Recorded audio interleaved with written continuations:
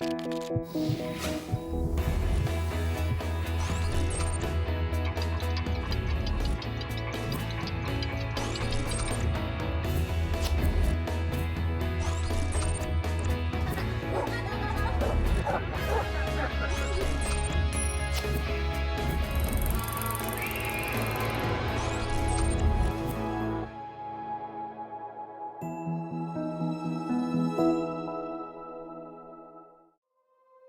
acuerdo con el Código Penal Federal, la legítima defensa es la situación o causa por la que una persona puede justificar su conducta, liberarse de responsabilidades o reducir una pena imputada cuando una conducta o hecho prohibido por la ley haya sido cometido en su contra. Aunque la ley no dicta diferencia en su aplicación según el género, en México algunas mujeres que se defienden y en consecuencia hieren o asesinan a su agresor pueden ir a la cárcel. De acuerdo con datos del Censo Nacional de Impartición de Justicia en 2015, de cada 100 mujeres procesadas o imputadas que se registraron por causas penales, poco menos de 15 lo están por delitos de lesiones, que consiste en causar una o varias heridas a una persona, en comparación con los hombres en la misma situación, quienes llegaron a 9 casos. ¿Cómo combatir y eliminar los estereotipos sexistas que hacen que las mujeres que actúan en legítima defensa pasen de ser víctimas a victimarias? ¿Cómo lograr la igualdad ante la ley para mujeres y hombres? ¿Cómo evitar que las mujeres que se defienden o defienden a sus hijos, madres o hermanas sean juzgadas y consideradas culpables? Hoy, en Diálogos en Confianza, conozcamos qué es la legítima defensa. Ahí está la puntualización. Se defiende uno, acaba presa. No te defiendes, pues acabas en el panteón. Y eso no crean que solo sucede en México, bueno, qué terrible que esto sea mundial. Sin embargo, pues tenemos que poder hacer algo y habrá que poner los puntos en la mesa. ¿Qué es la legítima defensa? Y que cómo nos tiene que entrar, pero miren, al tuétano a hombres y mujeres, porque si no, esta escalada de violencia no va a parar nunca. Y además doble y triple violencia. Hoy les agradecemos que nos acompañen y además que pongan mucha atención a este tema. Todos, caballeros, damas, todos, o sea, aquí los recibimos. Y primero quiero agradecerle a nuestras traductoras a lengua de señas mexicana, Fabiola Ruiz y Stiel Caneda. Muchas gracias, chicas. Y también acuérdense que van a poder seguir viendo el programa, aunque ahorita tuvieran que salir, porque nos transmiten por Facebook Live, aquí en Canal 11, y es muy interesante. ¿Cómo estás, mi Sandra? Pues muy bien, muy contenta de estar aquí y con este tema tan importante y tan interesante. Saludamos a todos los que ya nos siguen a través de las redes sociales. Ya nos dejan aquí algunos saludos y algunos nombres. Nos saludan, por ejemplo, desde Pachuca, desde Cancún, Quintana Roo. También Jesús Ramírez saluda al programa, Rebeca Morales. En fin, ahí ya se van enlistando todos. Y lo que me gusta mucho que en particular hoy este fenómeno se ha dado, que etiquetan el nombre de alguien más, como diciendo, mira, no te pierdas el programa, velo. Sucede padre. Siempre, pero desde tempranito hoy como que se ha difundido mucho, porque es un tema que pues es responsabilidad y más bien es de interés de todos, y sí es responsabilidad de todos compartir la información si la tenemos al alcance.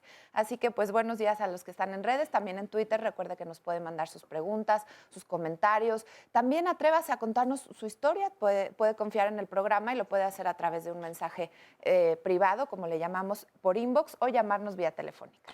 Gracias, mi querida Sandra.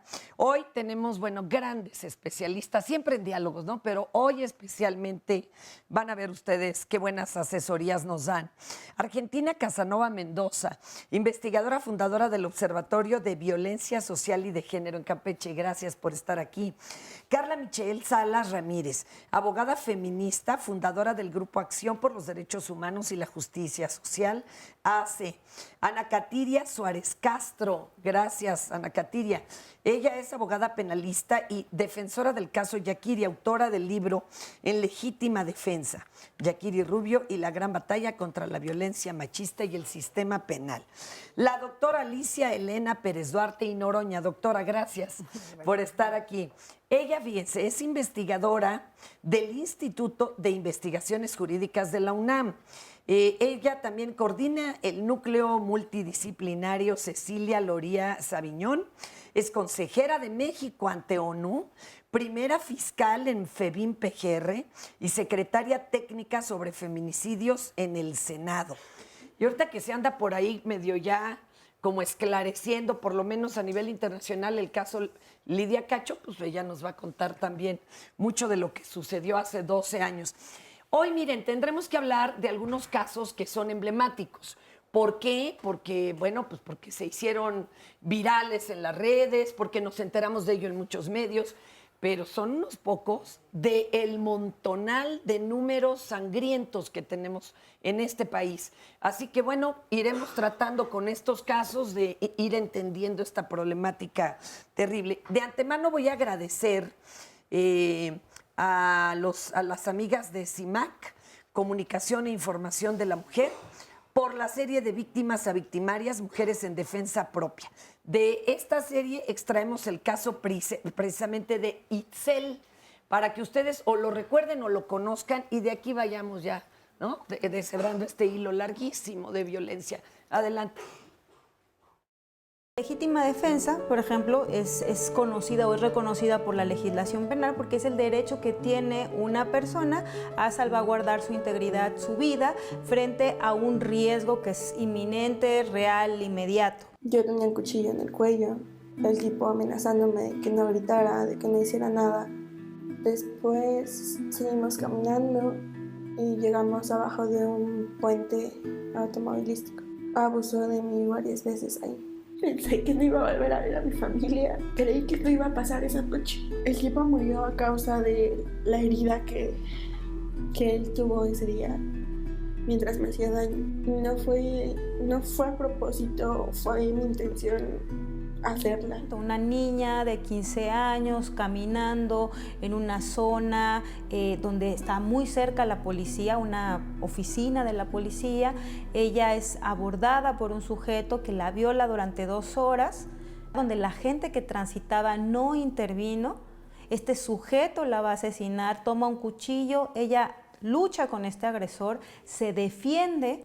¿Qué hace la autoridad? Bueno, dice, aquí no podemos investigar la violación porque el sujeto ya murió, entonces se archiva la carpeta de investigación por violación, pero sí vamos a seguir investigando el homicidio. La autoridad, la Procuraduría General de Justicia de la Ciudad de México, estaba gastando valiosísimos recursos de esta ciudad para investigar a una niña que se había defendido, mientras tenemos cientos de miles de casos de violencia sexual que siguen en la absoluta impunidad.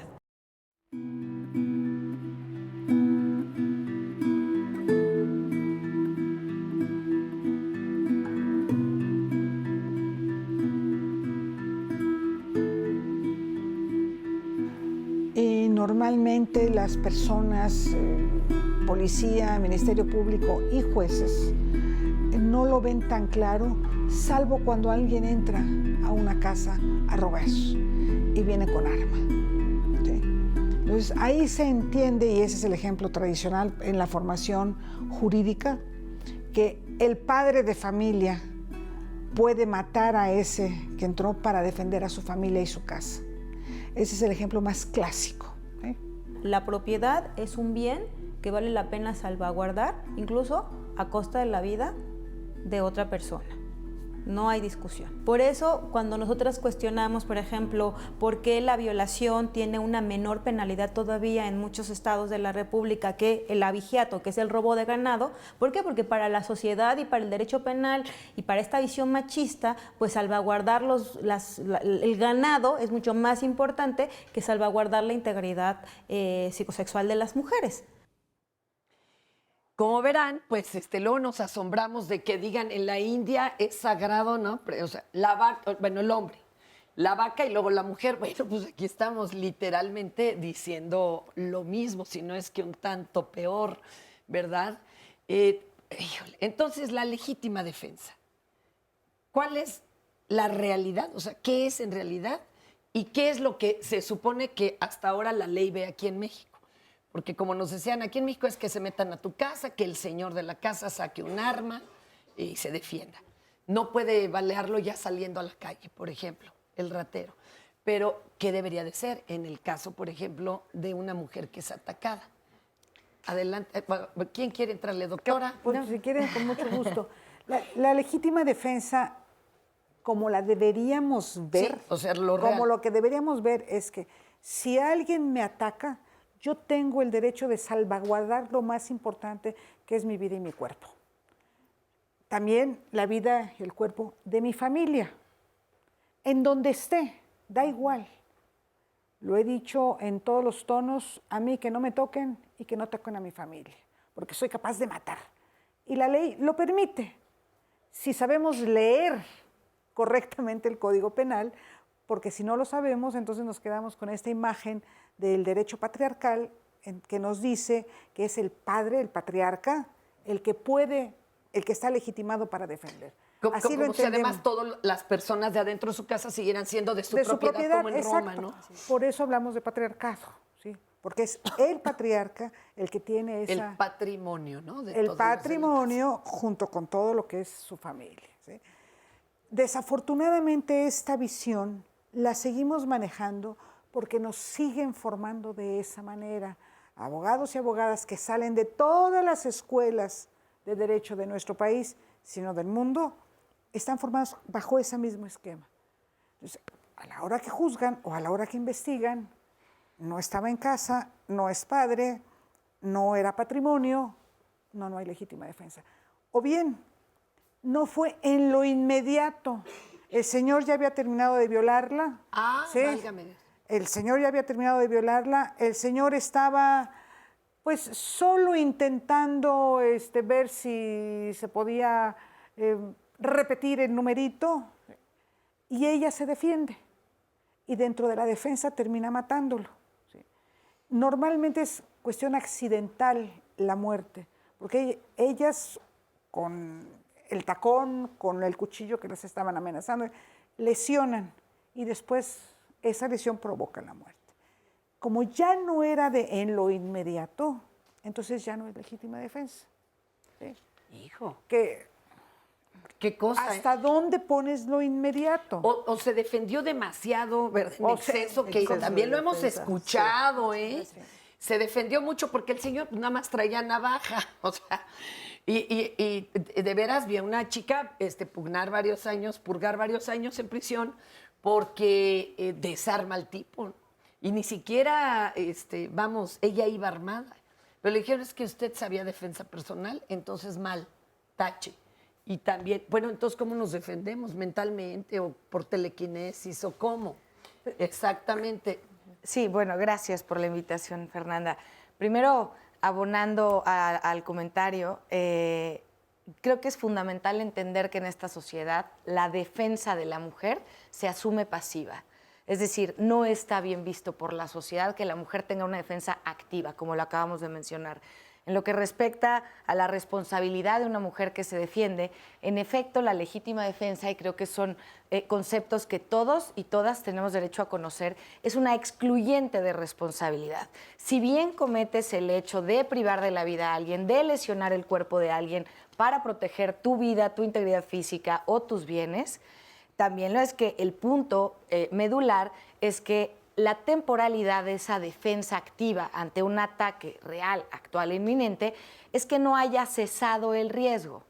Es decir, si yo me defiendo después de un acto de violación sexual en lo que seguimos en el mismo espacio físico, yo no sé si todavía sigo en riesgo de perder mi vida o volver a ser lesionada.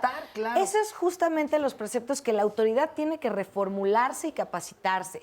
Justamente hablando del tema de esta chiquita Itzel o del tema de Yakiri, que tuve oportunidad de representar, que logramos la libertad con una reclasificación del tipo de legítima defensa con exceso. Justamente ese fue el caso, ¿no? El exceso lo que hace es atenuar la pena, es decir, sí eres responsable del acto, pero te voy a penalizar de una manera mínima. Pero es ¿no? que le estaban matando, ya les contaremos el caso de sí, no puede evidentemente ser, no es dable, no se puede presumir.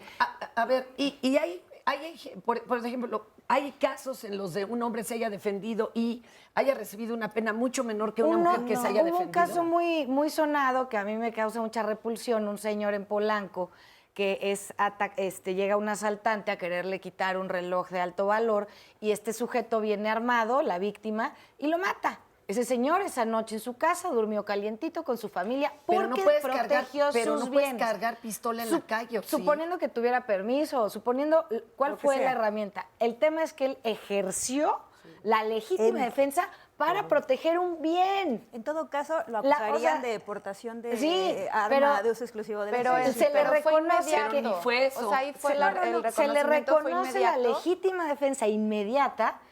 Y entonces podemos asumir que la vagina de una mujer vale menos que un reloj de mano en este país. Pero justo tiene que ver con el cuestionamiento que hay en general al derecho penal, al derecho en general, pero particularmente al derecho penal, que por supuesto tiene y sigue teniendo una visión machista, donde la propiedad sí es un bien que se debe de salvaguardar, no importa si es un reloj carísimo o un reloj de 3 pesos, no importa, pero en el caso, por ejemplo, de la integridad psicosexual de las mujeres, es algo que no necesariamente, por ejemplo, cuando una mujer es víctima de violación, por eso dicen, es que se defendió en exceso, porque pues una cosa es la integridad psicosexual y otra cosa es que prive de la vida a otra persona, porque una característica de la legítima defensa es que, dice la doctrina, es que tiene que ser proporcional, es decir, la forma en la que te vas a defender tiene que ser proporcional al bien que pretendes salvaguardar. Entonces, desde la visión machista de fiscales, de jueces, pues es que si te violan, tú no tienes derecho a matar, por ejemplo, ¿no? ¿Y qué? ¿Puedo violarlo?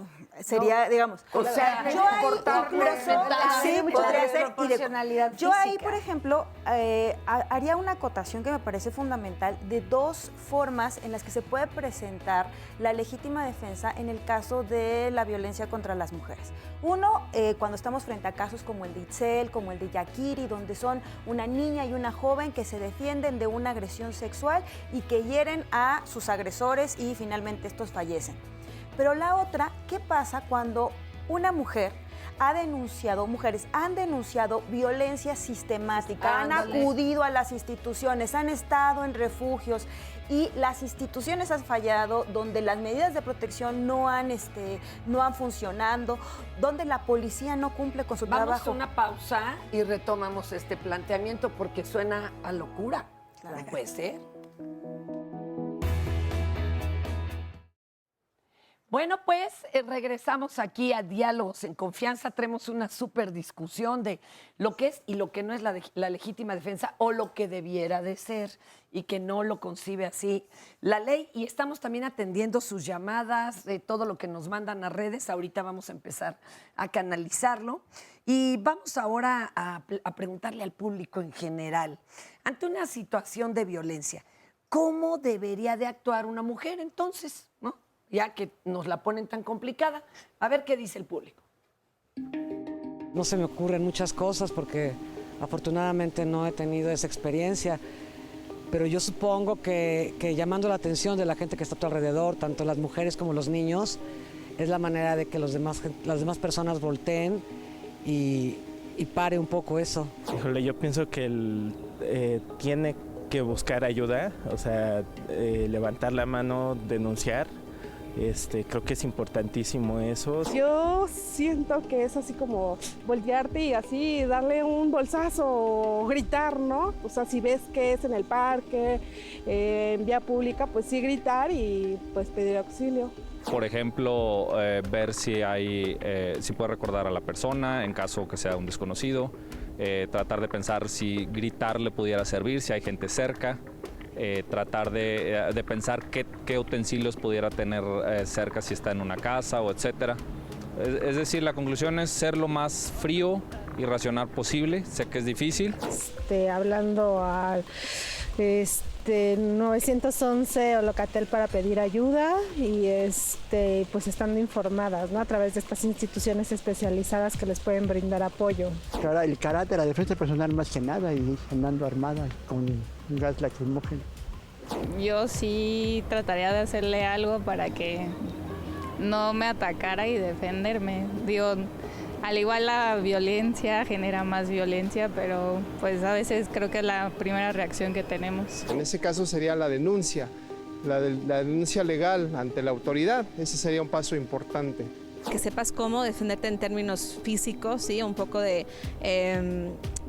técnicas de defensa o portar algo que podrías usar de repente en caso de que te estuvieran atacando. Lo segundo es observación, siempre estar observando lo que hay a tu alrededor.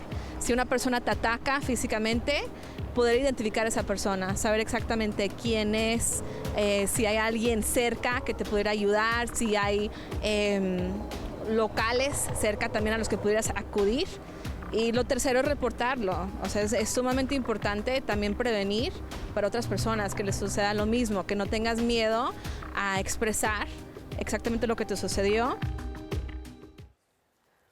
Pues casos que erizan la piel, ¿verdad? Sí. Pero ¿qué dicen? Darle un bolsazo y gritar, bueno, para como nos la están dejando, no sé, solo rezar y capaz que no se usó el nombre de Dios en vano, ¿verdad? Sí.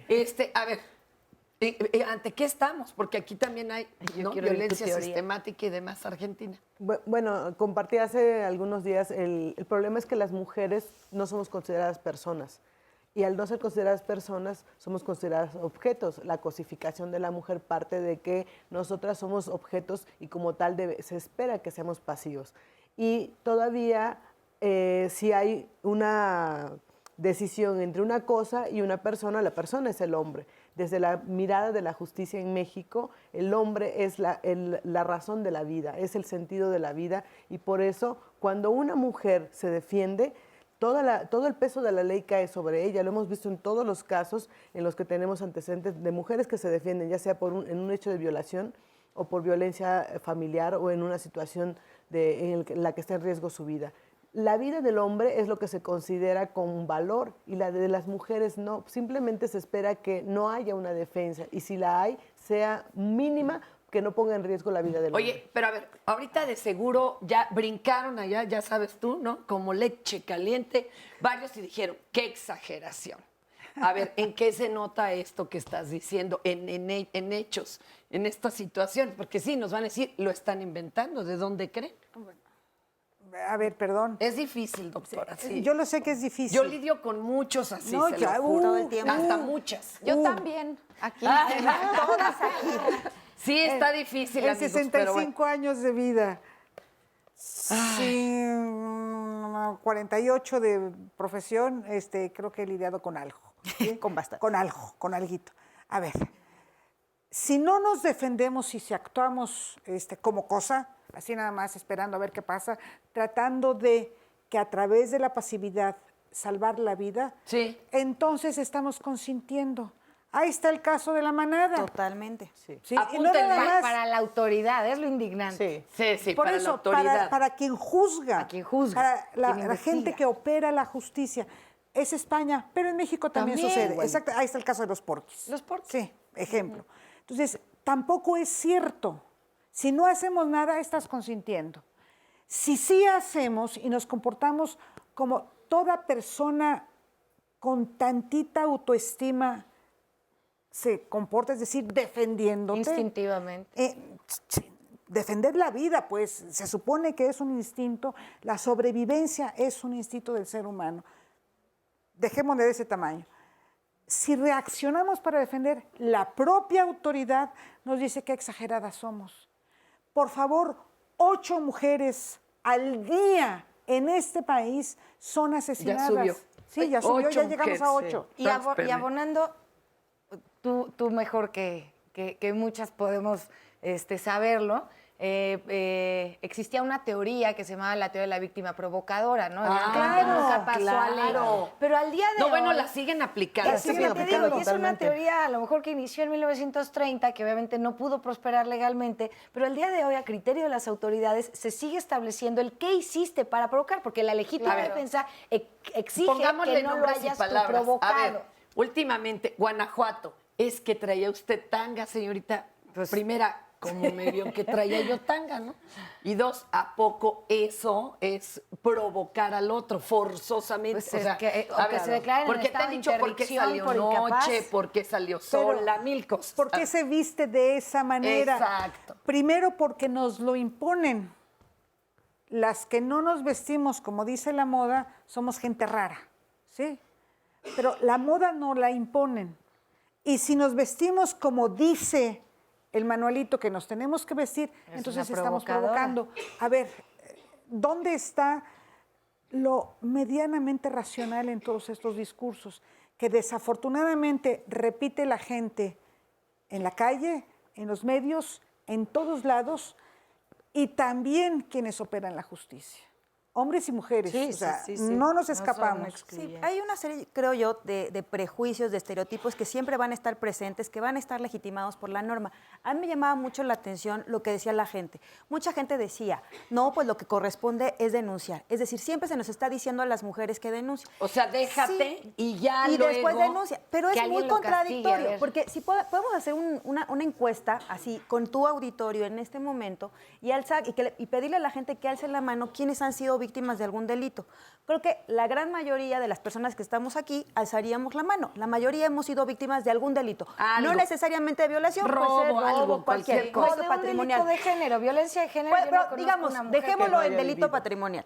Y si esas mismas personas que hemos sido víctimas de un delito, les preguntamos quiénes han denunciado, la infinita mayoría te va a decir, no he denunciado. Y la pregunta siguiente es, ¿y por qué usted no ha denunciado? Y la gran mayoría te va a decir, es que es pura pérdida de tiempo, no va a pasar nada. Es decir, es tan absurdo que en la conciencia de la mayor parte de las personas está claro que lamentablemente el sistema penal no está funcionando, pero por otro lado sea la alternativa o la salida que necesariamente se le está dando a las mujeres.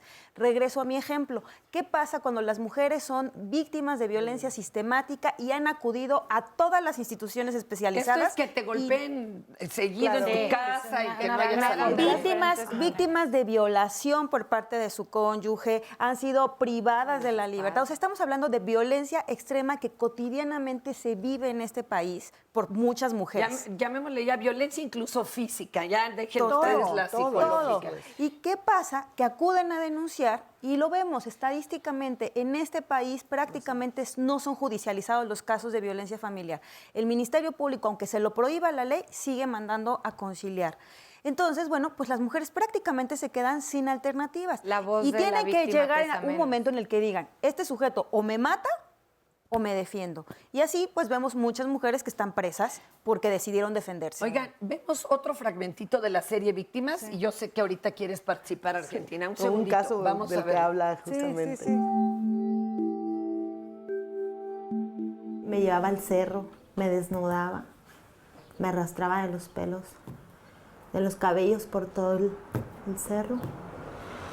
Yo cuando me golpeaba yo decía que me mate. Ya quiero que me mate. O sea, ya no, porque mis hijos miraban y lloraban. Mi hija nomás oí que dijo, no le pegues a mi mamá. Y él vino y agarró un cuchillo, me lo ponía en el cuello, me lo ponía en el estómago. Y yo le empecé a hablar bien, como yo te quiero, yo no hice nada, cosas así suaves. Y él como que se calmaba, pero me decía perra o me decía cosas así.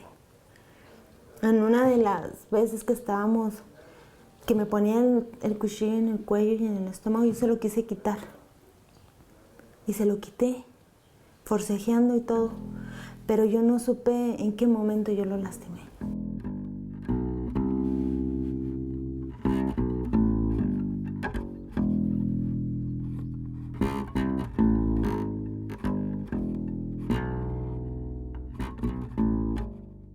Eso que se convierte en valores, ¿no? Creencias que adoptamos, que heredamos, dicho por las mismas mujeres, es algo que pesa mucho. Ideas de que también los hijos para crecer bien necesitan de un padre, ¿no? Sin cuestionarnos a veces qué padre, ¿no? Con qué actitudes, con qué enseñanzas, con qué modelajes, ¿no?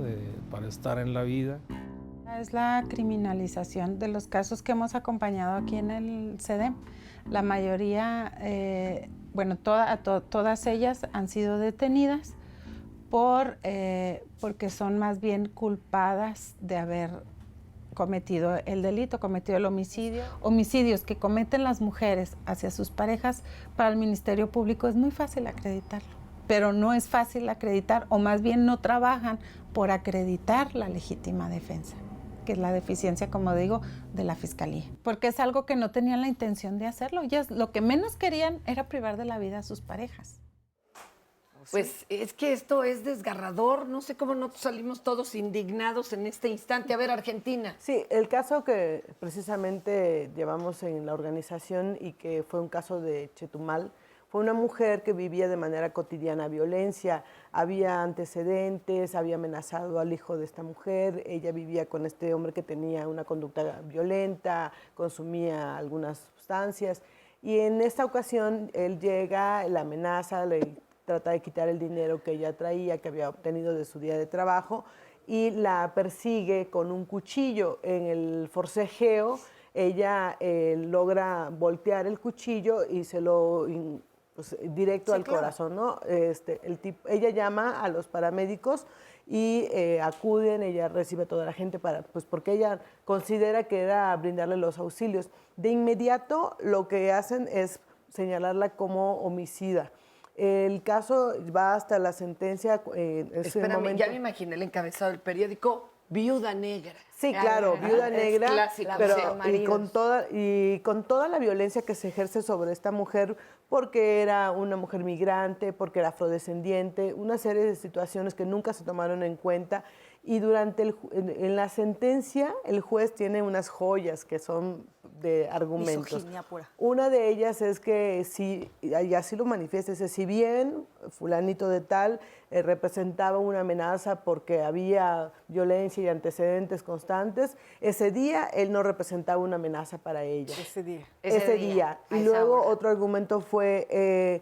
ella era una víctima provocadora porque ella, con su conducta pasiva de aceptar la violencia, fue generando conductas cada vez más violentas en él. O sea, ese tipo de argumentos en una sentencia de un juez, justamente logramos intervenir, se logró revocar esa sentencia y actualmente ella se encuentra en libertad. Nos sirvió como un ejemplo para toda la región. Después hubo un caso muy similar, y esos son los criterios. ¿Pero cuántos años pasaron entre que se comprobaba y no?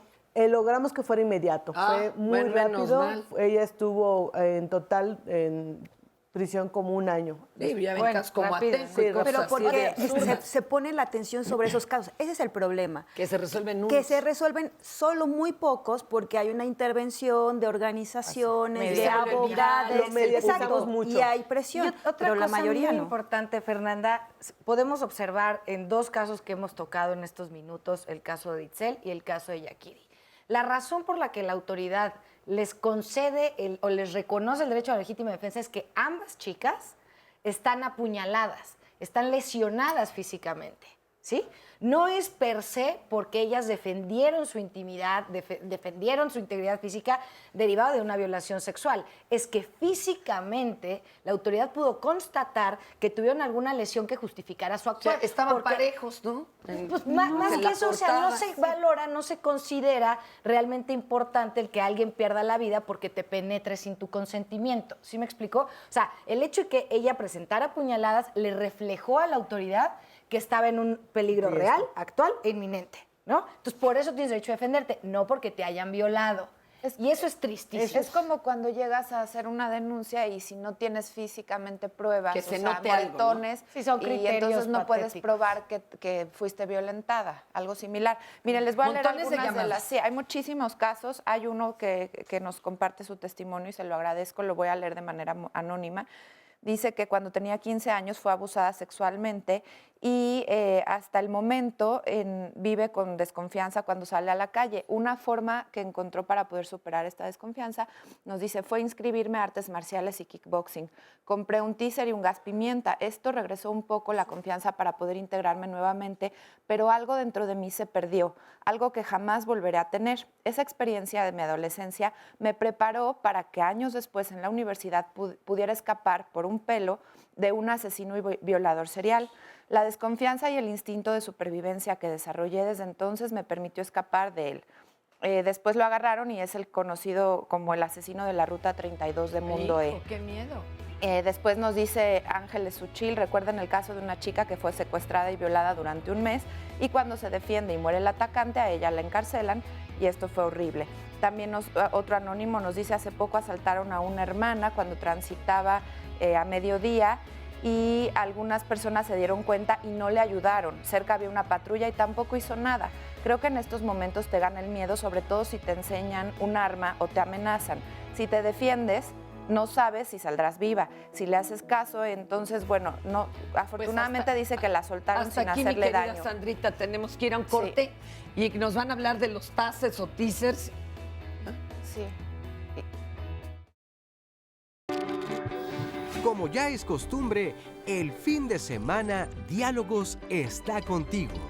Un tema que ha generado amplios debates entre investigadores de diversas ciencias y disciplinas ha sido el de la inteligencia artificial y la creatividad. Este sábado, Rocío Brauer y los expertos nos dirán cómo se genera el proceso creativo en la inteligencia artificial y qué mestizajes podrían darse entre las máquinas y los humanos. Complejo de entender, ¿no te parece?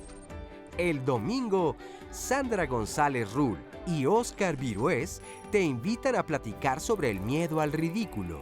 Si bien es cierto que muchos de nosotros podemos sobreponernos a la incomodidad que nos genera ser vistos por otras personas, hay quienes tienen miedo de hacer el ridículo. Pero, ¿qué es exactamente eso de la ridiculez? ¿Es lo mismo que la vergüenza? Opina en nuestras redes sociales.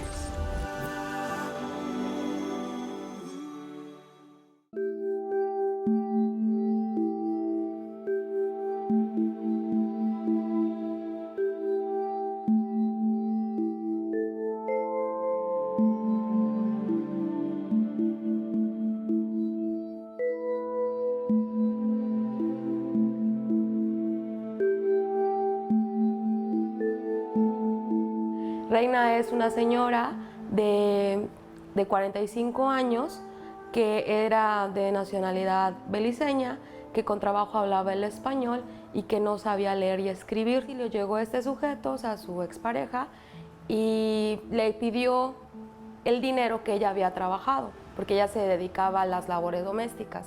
Entonces él agarró el cuchillo y la tiró en la cama, y al momento de defenderse, ella actuó en legítima defensa, hace el movimiento del cuchillo hacia el pecho y es que él pierde la vida. O un tribunal de enjuiciamiento del estado de Quintana Roo de Chetumal había sentenciado a Reina por homicidio calificado a 25 años. Estos casos de violencia más extremas están en aumento, pero también que como sociedad civil organizada nuestros recursos son limitados para poder acompañar tantos casos, ¿no? INEGI dice en el 2013 Campeche ocupa el lugar número 9 de violencia contra las mujeres y las niñas. Estamos viendo que aproximadamente el 50% de mujeres que tienen alguna relación sentimental o una relación en pareja sufren violencia, ¿no? Por las características del feminicidio que se dan en Campeche, que la gran mayoría, bueno, es como lo que se menciona como el feminicidio íntimo, los agresores son las parejas, ¿no? Desafortunadamente, uno, el sistema de justicia penal está rebasado. Dos, las personas que se encargan de ejecutarlo hacen que cosas que son tan fáciles o tan obvias no las tomen en cuenta o sean difíciles de probar. Pierdes la vida o te llevas un juicio súper largo, súper escabroso y que no se puede, que en muchas ocasiones no se lleva por el delito que debería de ser. Por ejemplo, un caso de legítima defensa, ella defendiéndose mató a su agresor. O sea, son dos cosas completamente distintas. Ya agarran a la mujer bañada en sangre, la privan de su libertad, la torturan, la golpean y la obligan a decir algo que no era cierto, para que la sociedad se dé cuenta y vean, ya tenemos a la culpable de la muerte de este hombre.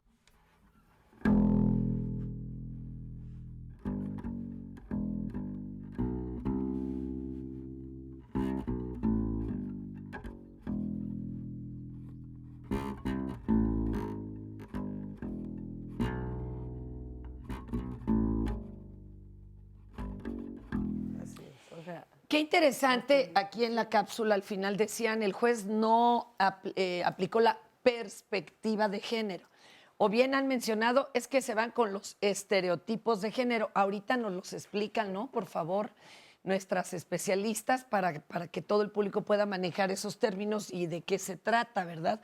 Luego habla uno de género y dicen géneros, telas o de qué estamos hablando, ¿verdad? Género literario. Fátima, ¿cómo estás? Bienvenida. Ay, muchísimas gracias. Muy bien.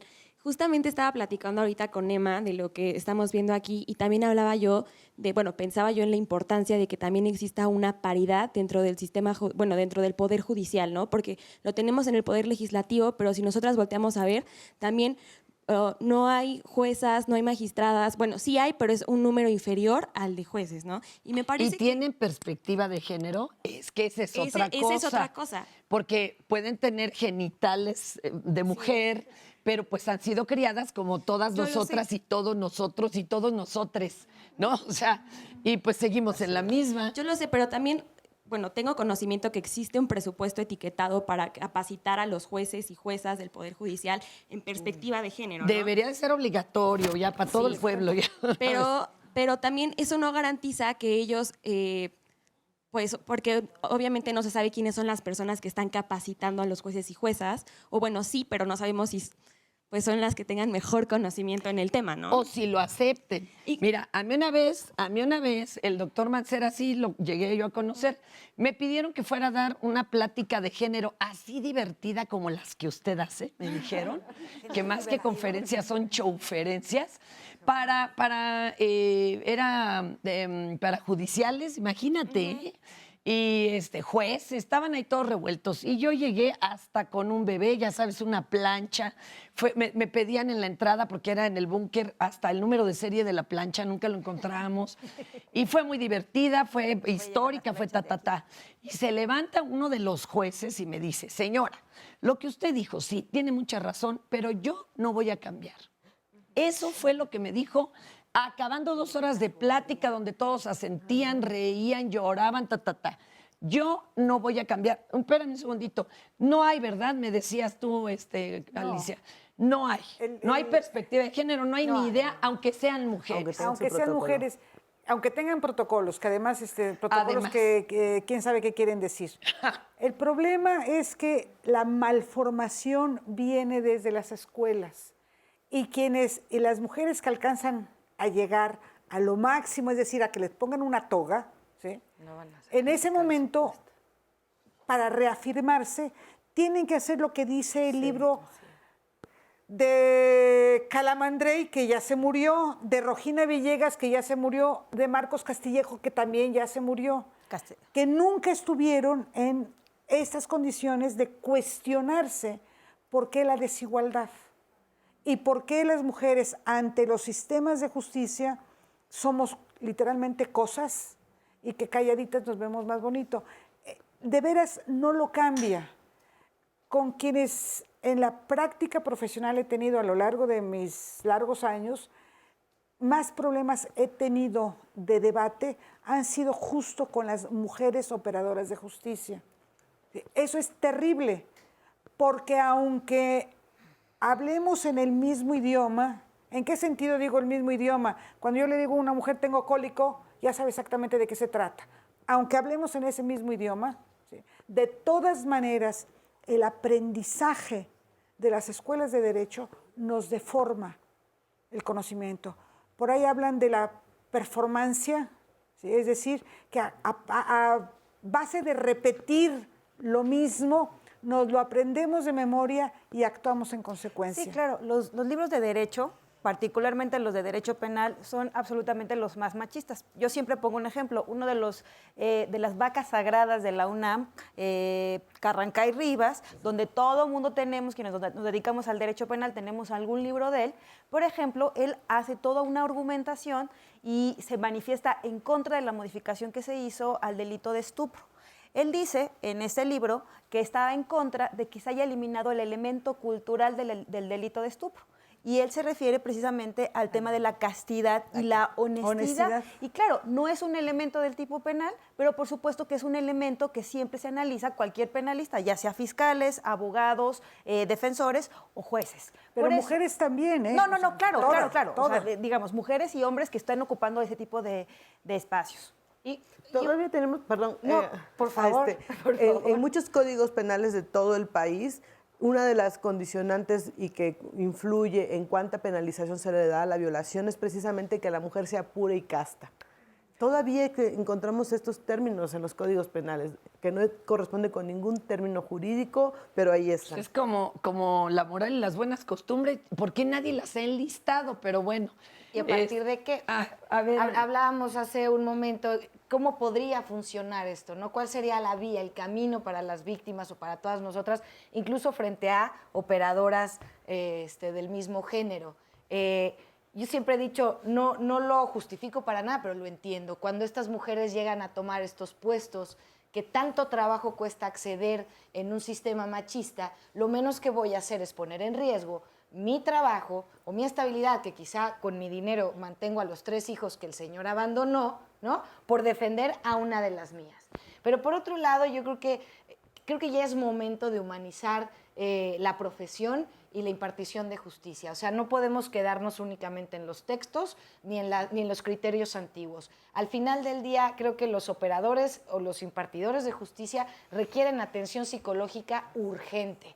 He tenido oportunidad de presentar el proyecto con diferentes presidentes de tribunales, en donde no podemos pedirle a alguien que no tiene una conciencia de respeto, que no vivió en casa, que quizá viene de violentar a su mujer o viene de ser violentado, hombre o mujer, que actúe con una responsabilidad de justicia y verdad para todos los ciudadanos. Evidentemente, la legítima defensa es un derecho para hombres y mujeres. El tema es que en esta sociedad a las mujeres no se nos permite o no se nos reconoce ese derecho. ¿Cómo esperamos que el investigador o que el juez tome resoluciones justas cuando tiene una deficiencia y una deformación emocional que o cobra venganzas o resiente una de las dos partes y se vuelve parcial? Perdón, pero es que no necesariamente estaría de acuerdo con Ana Katiria. O sea, yo creo que si algo hemos logrado las feministas desde diferentes espacios, desde los instrumentos internacionales, es que hemos logrado que la obligación, que se incorpore la perspectiva de género como una obligación. Sí, eso sin duda. Digamos, que vayan a terapia y que las paguen. Yo no tendría por qué, estaría a favor de que el Estado y que nuestros impuestos fuera para pagar la terapia de cualquier juzgador, que lo hagan ellos con sus recursos que propios. Lo que sí tenemos que hacer, y en ese sentido supervisar, es que incorporen la perspectiva de género. Y en los casos de legítima defensa, empieza a entender la perspectiva de género, sí desde el caso individual, pero más allá. Entender que la criminalidad sobre por qué los hombres asesinan a las mujeres y por qué las mujeres pueden asesinar a hombres son circunstancias y en condiciones distintas. Hay informes de Naciones Unidas que establecen que el 95% de los homicidios en el mundo son cometidos por hombres. Es decir, solamente un 5% de los asesinatos que se cometen son cometidos por mujeres. Eso nos dice que no son, digamos, bajo las mismas circunstancias, motivaciones. Es decir, para mí, cuando yo como fiscal, como juez, me enfrente a un caso de asesinato cometido por una mujer, para mí incorporar la perspectiva de género implica necesariamente entender en qué circunstancias se cometió. Y además, agregaría, tanto los fiscales como los jueces están llamados a actuar con objetividad. ¿Eso qué quiere decir? Que yo no puedo incorporar mis prejuicios, más allá de si me educaron bien o mal en mi casa, si tengo algún trauma, eso que lo resuelva, pero tiene la obligación de aplicar la ley con objetividad. Oye, y eso implica... Por eso hay protocolos que ahorita nos van a explicar. Si se atuvieran al manual, algo saldría bueno.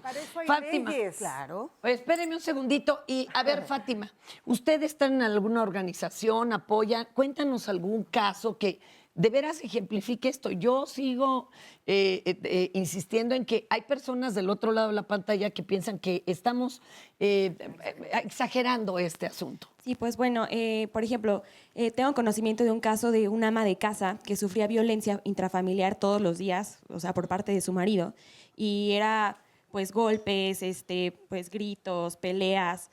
y la encerraba en su casa, o sea, estaba encerrada dentro de su domicilio.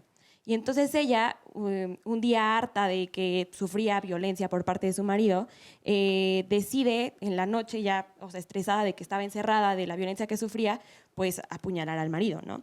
Y entonces aquí tenemos, o sea, si analizamos lo que nos han dicho de la legítima defensa, que la inmediatez de la legítima defensa, pues dirían muchos que no se actualiza, ¿no? Pero yo pienso que si ella sufría violencia familiar todos los días y también la encerraban todos los días, creo que el quantum, o sea, el momento en que ella sufría la violencia, se puede alargar y podríamos encajar perfectamente bien esta legítima defensa. Pero el juez debió decir premeditación, porque estuvo todo el día pensando cómo y con qué, alevosía y ventaja. O, por ejemplo, otro elemento de la legítima defensa es la necesidad de la defensa, es decir, que no existen otros medios que para que ella se defienda. O sea, por ejemplo, lo analizábamos esto en la escuela, en clases, porque yo soy estudiante de Derecho, y decían los demás como, oye, pero ella tenía la oportunidad de marcar al 911, ¿por qué no marcó al 911 y lo apuñaló? Y yo les decía, pero es que estaba encerrada, o sea, sufriendo violencia en una situación así, ¿cómo te vas a poner a pensar, pues marcar al 911, ¿no? O sea, creo que es O llegan y demasiado. lo amonestan en ese momento, o en ese momento justo no te está pegando, entonces no pueden hacer nada.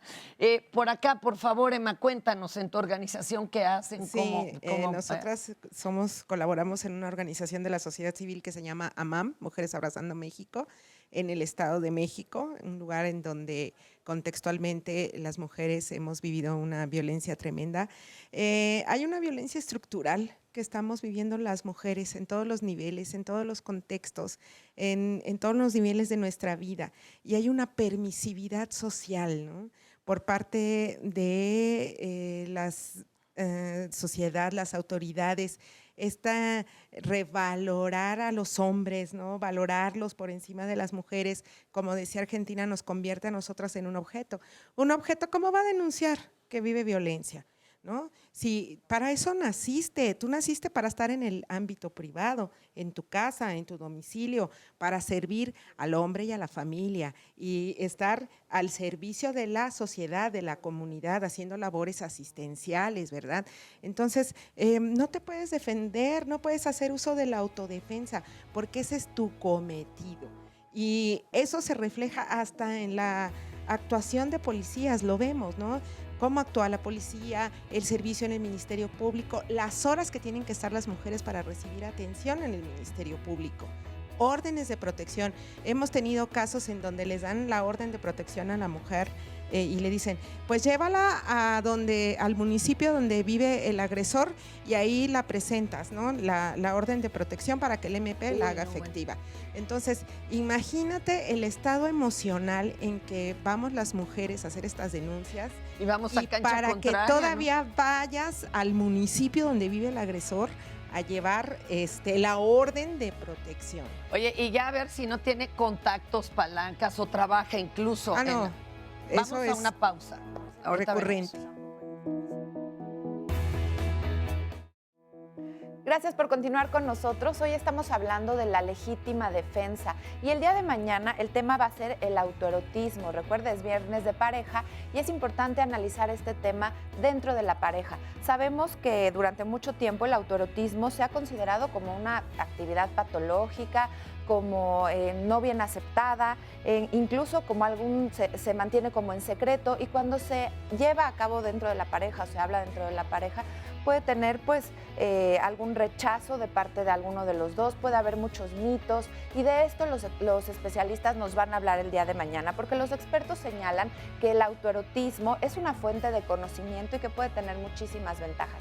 De esto queremos hablar con ustedes. Llámenos, díganos cuáles son sus dudas y cuáles son sus testimonios y sus aportaciones en el tema. Mientras tanto, vamos a retomar el tema del día de hoy viendo el siguiente material.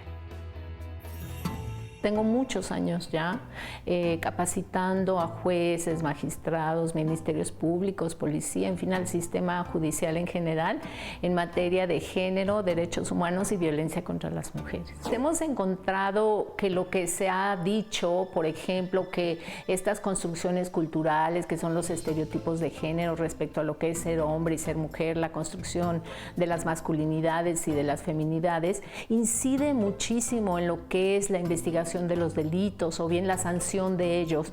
No solo eso, sino también incide en la manera en que se trata a las víctimas del delito. Y te daré un ejemplo muy concreto. Yo inicio mis cursos preguntándoles, por ejemplo, a los jueces, dígame usted así, lo primero que se le venga a la cabeza sobre qué significa ser mujer. Y entonces en este mosaico de ideas siempre sale a colación pues que las mujeres somos débiles, que las mujeres mentimos ante la autoridad judicial, que somos enredosas, que generalmente provocamos los delitos, somos víctimas propiciatorias, ¿no? Entonces, toda esta construcción cultural de lo que es ser hombre y de lo que es ser mujer en un modelo de masculinidad muy tradicional genera pautas de discriminación, ¿no? Entre hombres y mujeres. Y en el sistema de justicia esto no es la excepción. Yo hice un estudio sobre cómo los jueces tenían mayor tolerancia hacia la violencia masculina. Es decir, si en una riña un hombre le sacaba un ojo a otro hombre, pues sí se veía como violencia, pero bueno, es normal. Sin embargo, cuando yo estudié esa misma sanción o ese mismo abordaje que tenían los jueces hacia la violencia femenina, había muy poca tolerancia. Digamos, dos niñas en un colegio se peleaban y se arañaban y casi la sanción que el juez le otorgaba a esa riña era la misma que le había otorgado a la de dos niños que se habían agarrado a palos y casi se habían causado fracturas de cráneo. Lo que aquí es muy importante, uno, es abrazar la perspectiva de género cuando se están investigando, juzgando los delitos o cuando se están atendiendo a las víctimas. ¿Por qué? Porque nos va a llevar realmente a acceder a la justicia. ¿Qué tal? Y además, ahorita estábamos aquí cuchileándonos, ¿verdad, compañera Sirenia? De que la estrategia mediática ahora es básica. Es básica para que prospere un caso y a veces ni con eso nos alcanza. Cuéntanos, Irenia, y a todas las amigas de CIMAC de antemano, muchas gracias. Gracias a ti, Fer. Pues sí, la estrategia mediática es muy importante y va en dos sentidos, los actores que identificamos como los medios de comunicación. Por un lado, que nos ayudan a empujar los casos, como bien dicen las panelistas, son muy pocos los casos que se resuelven, pero siempre el poderlos visibilizar es muy importante para llamar la atención no solo de los impartidores de justicia, sino también de la sociedad en general. Pero por otro lado, así como los impartidores de justicia actúan con base en estereotipos, los medios de comunicación también lo hacen. Entonces encontramos este tipo de cabezas o periodistas que están escribiendo la asesina, ¿no?, sin investigar los hechos previos a esta legítima defensa de las mujeres. Nada más la dedearon. ¿Cómo creen? Si no, ¿no? Le dio 30 y tantas puñaladas, no la quería asesinar, ¿no? De ese tamaño. De ese tamaño estamos ¿O qué andaba haciendo en la noche? Claro. ¿O por qué no llora, oiga, si usted lo mató? De veras, unas preguntas de ese tamaño violentísimas. Está. Y por eso nos parece muy importante que quienes nos dedicamos al periodismo también estemos investigando estos hechos, que conozcamos los protocolos, que conozcamos las leyes, de tal forma que cuando narramos estos casos de legítima defensa, lo hagamos bajo una perspectiva de género que nos permita visibilizar la violencia estructural que va colocando a las mujeres en este riesgo del que tienen derecho a defenderse. Pero ¿qué pasó? Se dan cuenta de que luego los lugares a donde emiten, ¿verdad?, los comunicados y demás, bueno, no había ni la más mínima idea de género, o sea, de lenguaje incluyente, ustedes lo vieron, fue algo impresionante. Ahorita le seguimos. Adelante, doctora, ¿quería usted decir algo? No, es que el tema de perspectiva de género regresa y vuelve a regresar, sí, pues y los protocolos, entonces no sé si es el momento de decir qué demonios es eso de perspectiva de género. No es más que poner en el contexto de la situación del hombre y de la mujer en cualquier caso que estemos investigando, en el que sea. Las circunstancias son distintas y empiezan por ser distintas porque efectivamente nos dicen cómo tenemos que ser nosotras y cómo tienen que ser ustedes los hombres. Nada, empezando por ahí y siguiendo por el hecho de que el derecho está hecho y estructurado en un sistema patriarcal. ¿Qué significa eso? En un sistema machista, diciéndolo en claro y en pocas palabras. Entonces, todo el contexto en donde se presenta una mujer ante cualquier operador o cualquier persona que opera la justicia está en su contra, literalmente en su contra. Si no lo sabemos contextualizar, no importa que haya protocolos, no importa que haya leyes, no importa que haya instrumentos internacionales que digan que tiene que haber una igualdad. Pero luego nadie diferenciamos los contextos porque como los traemos desde que salimos del Esa vientre, performancia. pues no se nota, es como el pez no ve el agua de la pecera, ¿verdad? Exacto, O sea, ahí está en todos lados. Y esa es nuestra obligación. Independientemente, igual que decía Carla, independientemente de cuál haya sido mi historia, si tengo la toga, si tengo la función ministerial o policial, es mi obligación ver ese contexto. Porque si no, no estoy haciendo justicia, no estoy cumpliendo con mi deber. No puedes, por tus antecedentes de familia, que está bien, renuncia. ¿Sí? Y se tiene que hacer el contexto de todo para que sea equitativo, si la persona tiene una discapacidad, lo que si sea. es indígena o no, o sea, todo eso se tiene que ver. Así de rica es la perspectiva de género, que te obliga a contextualizar los hechos. Y contextualizar significa exactamente en las condiciones en que se dieron, dependiendo de las personas, los lugares, las condiciones de migración, las condiciones de hombre-mujer, cualquiera de las condiciones tiene que estar ahí y las tenemos que analizar. Sí. A ver.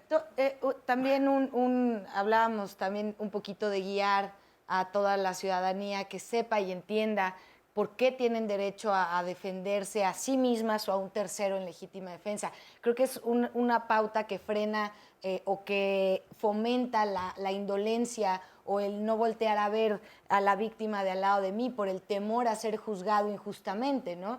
El no querer involucrarme en los problemas del vecino, en el de enfrente, cuando tenemos todo el derecho de proteger tanto nuestra integridad física, nuestros bienes, como la de terceros, sea quien sea. Vida, bienes, espacio físico, lo que sea que atente contra lo tuyo o algo. Y por otro lado, yo como litigante, las deficiencias que veo al integrar este tipo de asuntos frente a la autoridad es que, ojo, en sus declaraciones se les exige a las víctimas que declaren como si fueran abogados, ¿no? Circunstancias de modo, tiempo y lugar, cuando ya de por sí uno de los pasos más complicados para una víctima es asumirse víctima.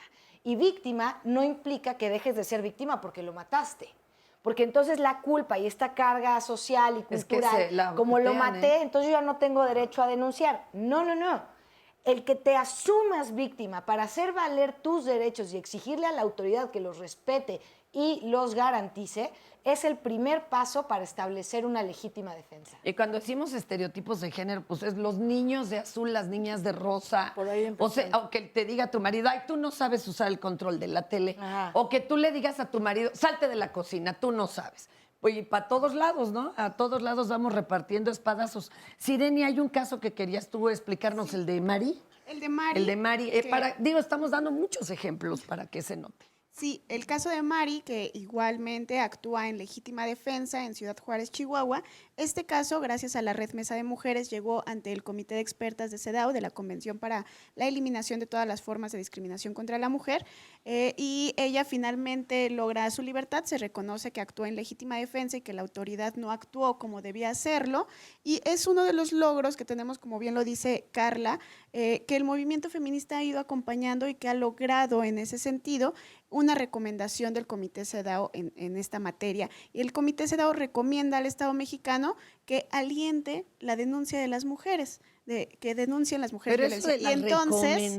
Y entonces nuevamente nos encontramos con que queda del lado de los impartidores de justicia el reconocer la legítima defensa de las mujeres. Mientras no les cueste un varo, o sea, como de todos gordos y entonces nos da diabetes y le cuesta al Seguro Social, no les preocupa, ¿eh? Si ellos pagaran los sepelios, yo creo que a lo mejor volteaban a vernos.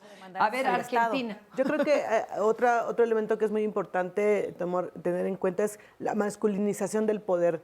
Este concepto nos ayuda a entender por qué dentro del derecho hay una noción masculina también. Cómo se ejerce el poder solo se concibe desde la masculinidad, desde esta noción patriarcal, androcéntrica, que pone en el centro al hombre como sinónimo de humanidad.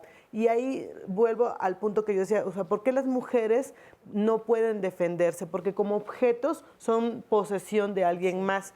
Si vemos y revisamos las leyes, hablan acerca del honor. El honor, ¿cuánto tiempo tuvimos en nuestros códigos en México? El honor, incluso la figura del homicidio por honor, que hasta hace muy poco bastante desapareció, en el que un hombre podía matar a una mujer si sentía que su honor estaba en riesgo. El estupro es una figura que hace alusión al honor. El padre de la familia es quien puede otorgar el matrimonio como una manera de resarcir el honor, pero no es, no es la mujer, o sea, es el honor del padre, es el honor del hombre. Y luego tenemos, por otro lado, el tema de que las mujeres en esta construcción social, ¿por qué se penaliza más que una mujer tome la decisión de defender su vida? Porque en este imaginario colectivo las mujeres estamos para parir, estamos para dar vida, estamos para ser las cuidadoras y rompemos el esquema de cuidadoras, dadoras de vida, cuando una mujer decide defender su vida y con ello, exactamente de manera activa, produce la muerte de un hombre. ¿Por qué? Porque todo este constructo social sobre el que nosotras tenemos ese deber se derrumba, se confronta y hay un choque social precisamente y que no puede entenderse. Los casos de las mujeres que han tomado la decisión de defender su vida, vemos cómo reciben penas altísimas. Escuchábamos el caso de Chetumal, 25 años, y por otro lado, en la organización que yo fundé, llevábamos 2 casos muy parecidos. El caso de Reina, que ella ha defendido su vida 25 años, inmediatamente fue encarcelada, fue sentenciada. Y por otro lado teníamos el caso de Jason, una mujer sobreviviente de una tentativa de feminicidio. En primera instancia fue calificado como lesiones. 37 puñaladas, utilizaron 3 cuchillos, una piedra y sus manos. Y la deja casi 6 meses en el hospital. Y la autoridad considera que son lesiones, que no hay un riesgo para su vida, que no hay condiciones. Y todavía afronta un sistema que la violenta y la sentencia, aunque fue a su favor, después de mucho tiempo que se logró porque la organización le dio ese acompañamiento, ella sola no lo hubiera podido lograr, aún así la sentencia habla de cómo se privilegia el futuro del hombre que la agredió, porque él tiene un futuro, porque es un joven productivo, estudiante de derecho, mientras que ella se devalora socialmente, porque naces devalorada por ser mujer. Y si eliges una profesión, una actividad que te devalúa todavía más, la sociedad no va a apostar por ti. Oigan, ahorita, qué bueno que hablas de, para ir a denunciar hay que ir acompañadas.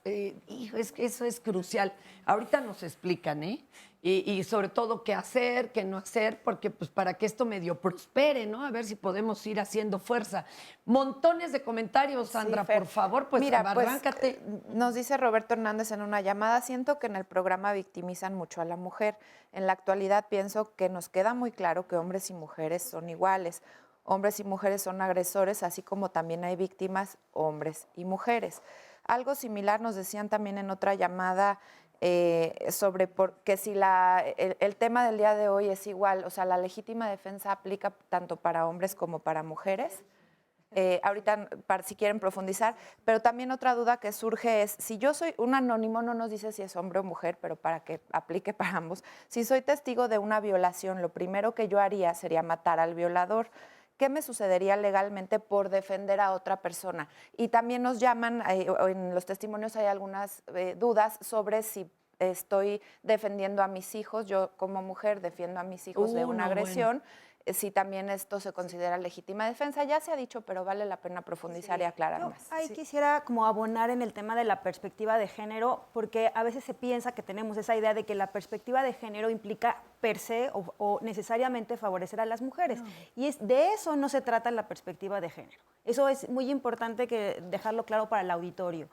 ¿Qué es lo que nosotras decimos? ¿Por qué insistimos en que se aplique la perspectiva de género? Ustedes ya han hablado de que por ser mujeres y por ser hombres somos educados de manera distinta. Se nos inculcan diferentes valores, se nos dice que tenemos que actuar frente a una circunstancia similar de manera distinta solo por el hecho de ser mujer y por el hecho de ser hombre. En el caso, por ejemplo, de las leyes se aplican de manera distinta y se interpretan de manera distinta a mujeres y hombres. Argentina ponía un ejemplo, pero más allá de ese ejemplo, hay un estudio que realiza la doctora Elena Saola, que ya lo ha ido actualizando, que se llama El delito de ser mujer. Ella analiza expedientes donde mujeres que cometieron el delito de homicidio y hombres que cometieron también el delito de homicidio bajo circunstancias similares, las juzgadoras o los juzgadores les imponen penas distintas. Generalmente a las mujeres les imponen una pena mayor y en el caso de los hombres, donde valoran otros elementos, por ejemplo, que puedan rehabilitarse, etcétera, les imponen una pena menor. Es decir, ¿por qué? Aquí la pregunta sería, ¿por qué en circunstancias similares se aplica de diferente forma la norma? Pues justamente lo que hay atrás de esa aplicación diferenciada, lamentablemente, tiene que ver con eso que llamamos estereotipos o prejuicios de género. Y lo que se espera de ella y lo que se espera de él. Así es. La perspectiva de género, entonces, lo que nos va a permitir es que quitemos esas telarañas que se pueden tener tanto abogadas, abogados, fiscales, jueces, juezas, y eviten justamente incorporar esos prejuicios, se puedan detectar y entonces aplicar la norma de manera igual para quienes no están en igualdad de condiciones. La igualdad es un valor, es un principio que está en nuestra Constitución, en los instrumentos internacionales. Es decir, nos va a permitir aplicar y materializar esa igualdad. Tenemos que parar aquí, mi querida Carla. Ahorita retomamos.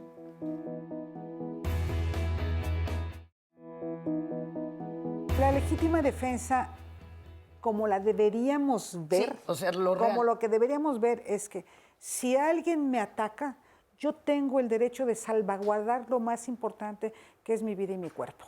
También la vida y el cuerpo de mi familia. En donde esté, da igual. A mí que no me toquen y que no toquen a mi familia, porque soy capaz de matar.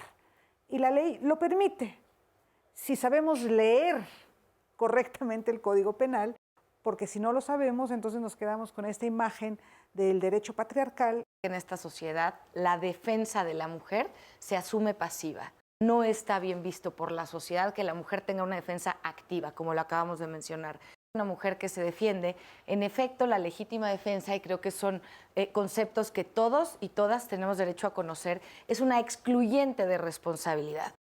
Y entonces podemos asumir que la vagina de una mujer vale menos que un reloj de mano en este país. Pero justo desde la visión machista de fiscales, de jueces, pues es que si te violan, tú no tienes derecho a matar. El problema es que las mujeres no somos consideradas personas. Y al no ser consideradas personas, somos consideradas objetos. La cosificación de la mujer parte de que nosotras somos objetos y como tal se espera que seamos pasivos. Si hay una decisión entre una cosa y una persona, la persona es el hombre. ¿Por qué se viste de esa manera? Exacto. Primero porque nos lo imponen. Las que no nos vestimos como dice la moda, somos gente rara. Y si nos vestimos como dice el manualito que nos tenemos que vestir, entonces estamos provocando. Los libros de derecho, particularmente los de derecho penal, son absolutamente los más machistas. La legítima defensa es un derecho para hombres y mujeres. El tema es que en esta sociedad a las mujeres no se nos permite o no se nos reconoce ese derecho. Tanto los fiscales como los jueces están llamados a actuar con objetividad. ¿Eso qué quiere decir? Que yo no puedo incorporar mis prejuicios. Cuando abrí mis ojos, él estaba, o sea, no sé qué pasó ahí, porque cuando abrí mis ojos, él estaba encima de mí, o sea, así como recargado, como si me hubiera abrazado. Cuando llegamos al hospital regional, todavía duré mucho con él en la ambulancia. Yo nomás pensaba en mis niñas, las había dejado solas. Y luego de ahí del hospital me volvieron a poner las esposas, me llevaron a prisión, a la cárcel. No tuve la culpa, yo más me defendí, o sea, así. Siento como que yo me encerraba de que la familia de él me juzgue y decía yo, sí soy culpable. Y ahora yo no soy, y puedo decirles, no lo soy.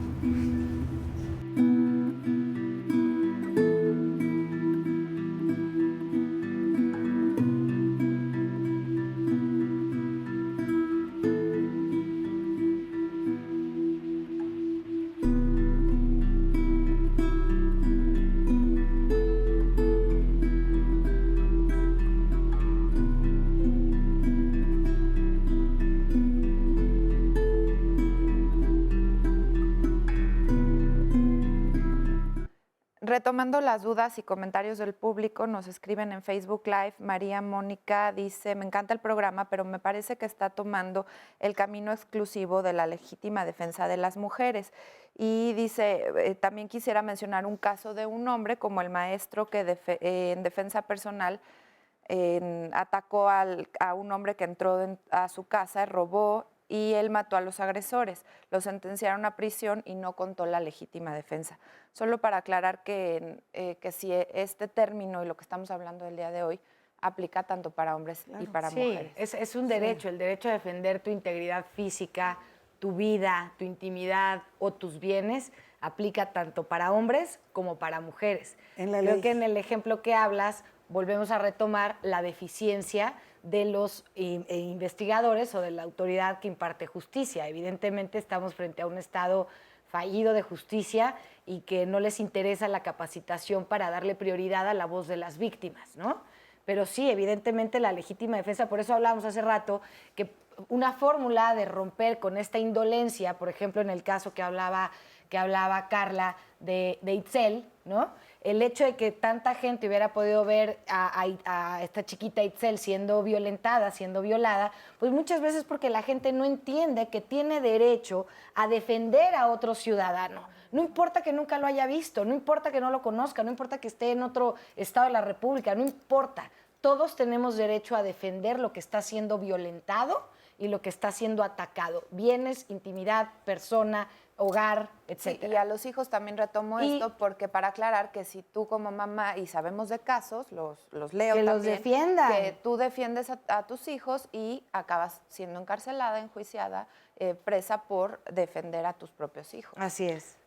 Una cosa que vale la pena comentar es por qué causa tanto ruido, por qué estamos hablando de legítima defensa de las mujeres, porque se ha probado que las mujeres cuando se defienden son sancionadas con mayor severidad. Esto se debe a que las mujeres son consideradas transgresoras, rompes el deber ser pasiva, rompes el deber ser objeto, rompes el deber respetar la vida del hombre como sinónimo de humanidad, rompes tu figura de ser dadora de la vida.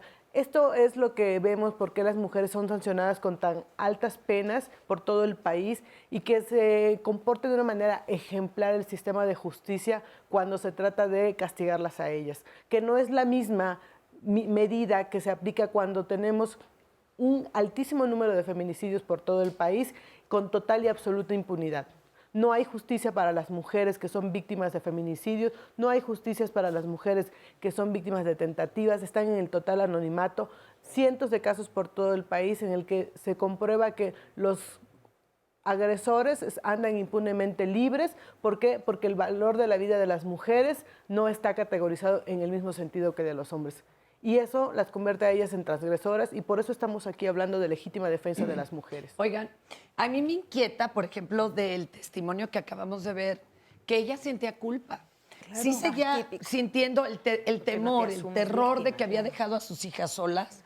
Iba ahí en la ambulancia con el herido, ella defendiéndose, pero siente culpa. Y esto es algo que remiten incluso cuando violan a una chica, la chica siente culpa. Siendo ya la víctima. A ver, platícanos, Sandra, por favor, ustedes desde su organización. Sí, claro, yo soy activista del Frente Nacional para la Sororidad y nos encargamos de visibilizar y atender casos de violencias en espacios digitales, ¿no? Violencias digitales que les llamamos. Y en efecto, conocer el contexto es vital aquí, ¿no? Porque a la persona, por ejemplo, que comenta que son iguales las violencias contra mujeres y contra hombres, eso es una falsedad. Estamos en una pandemia global de violencia de género, ¿no? Y eso yo lo veo porque, pues, en los casos que hemos visto desde el Frente, desde el 2013, hemos documentado que el 90% de las víctimas somos mujeres, adolescentes o niñas, ¿no? Oye, y además hay todavía peor porque si llega a circular una foto tuya y que además te están extorsionando y dame dinero, mándame más fotos desnuda o algo, el juez lo que diría es, ¿para qué manda una foto? Exacto, ¿verdad? eso es exactamente Cuando lo que es pasa. tu derecho a hacer lo que quieras. Exactamente, eso nos habla de la deshumanización de las mujeres, ¿no? De nuestro derecho a la sexualidad y de cómo se nos castiga en este contexto patriarcal, ¿no? Por ejercer esa sexualidad. Justo ayer tuvimos un caso de una chica de 15 años, ¿no? Que en efecto le están tratando de hacer sextorsión, ¿no? Por unas imágenes y videos.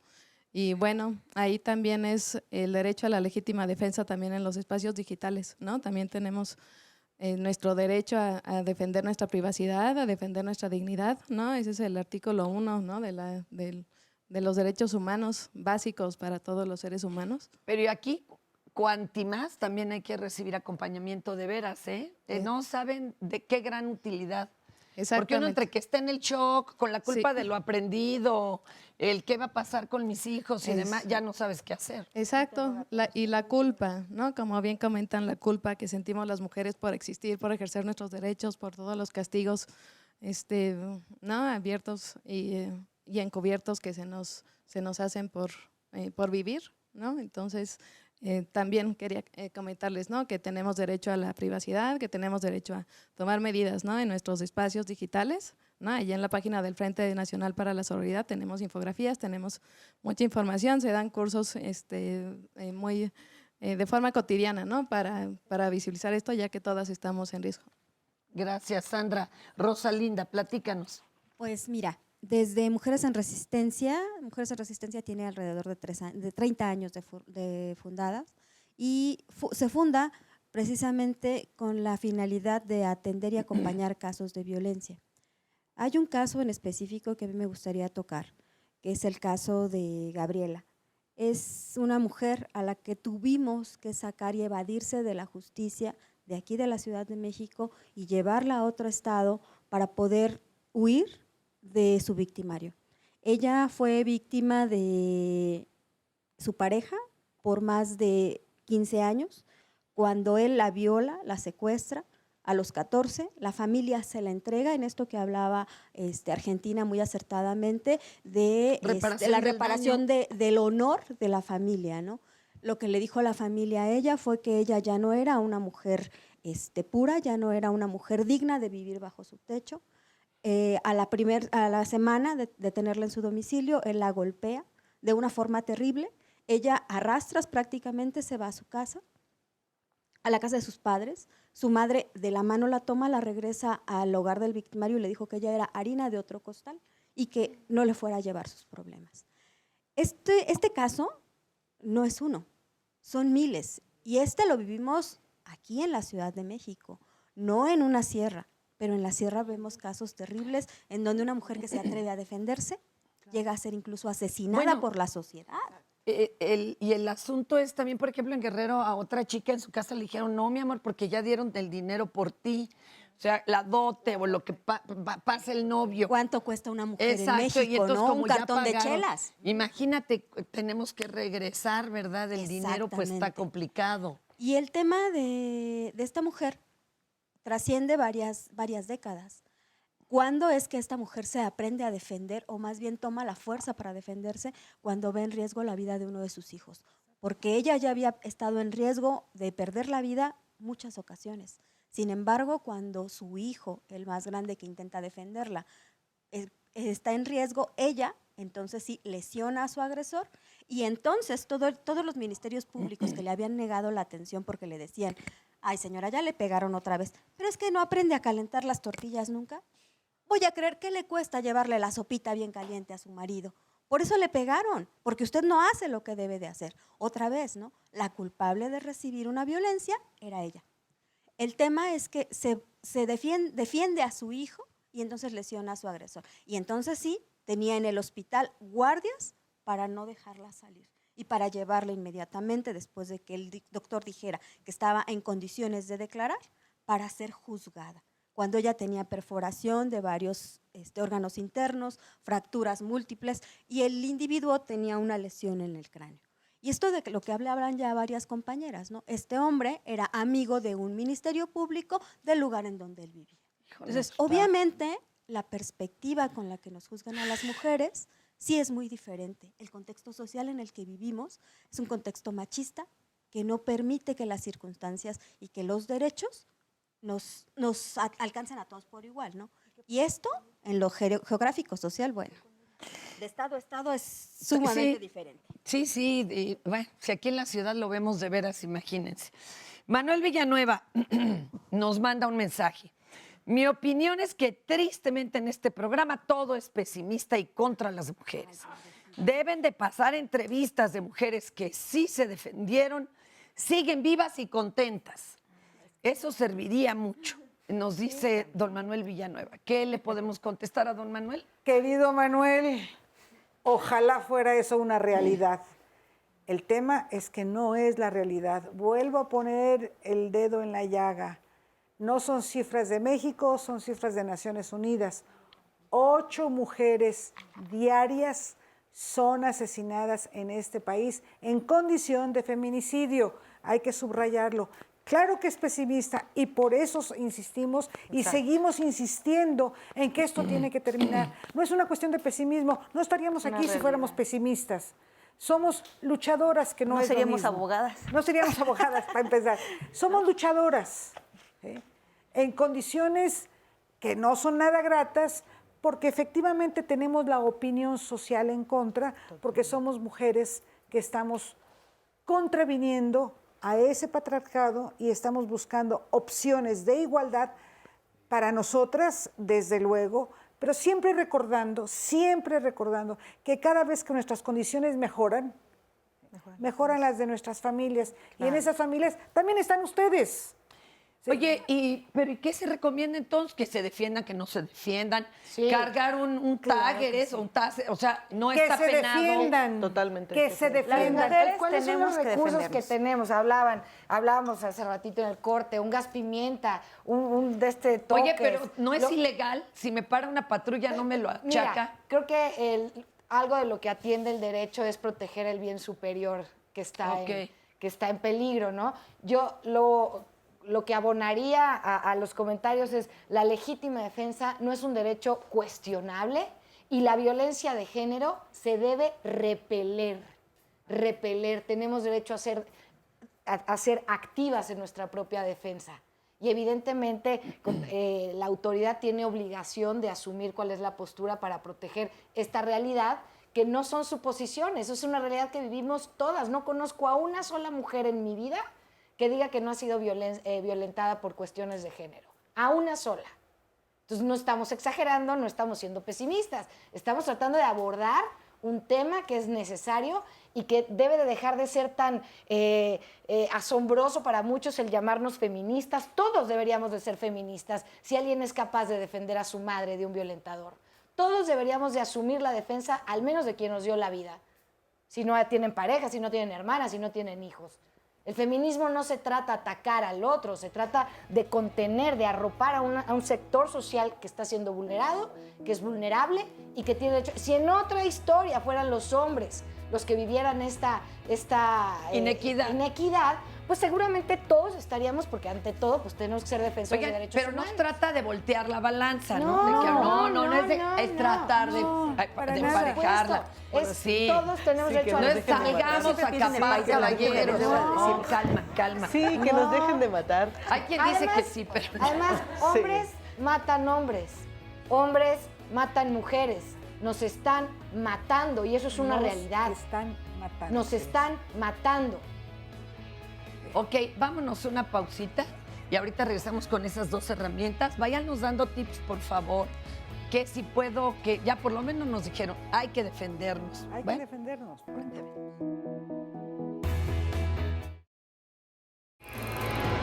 Tus historias tienen un lugar especial en Diálogos en Confianza.